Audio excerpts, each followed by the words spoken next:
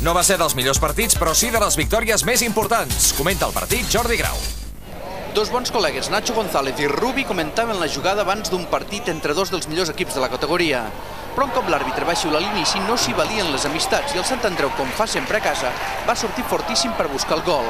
Pere Tarradellas va fallar la primera, però no la segona que va tenir, i en el minut 12 els quadribarrats ja guanyaven.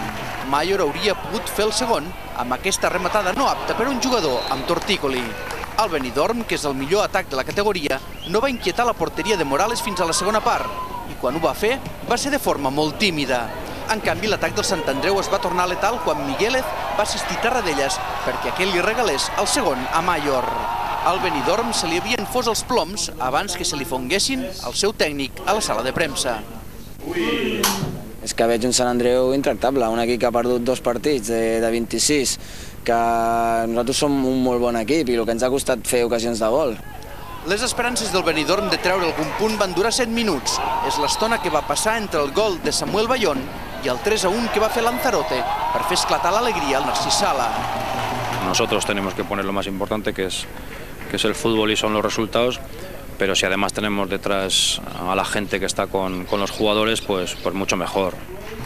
La millor ovació, però, la va mereixer Rueda. Ha passat tota una volta lesionat. L'últim partit l'havia jugat precisament a Benidorm.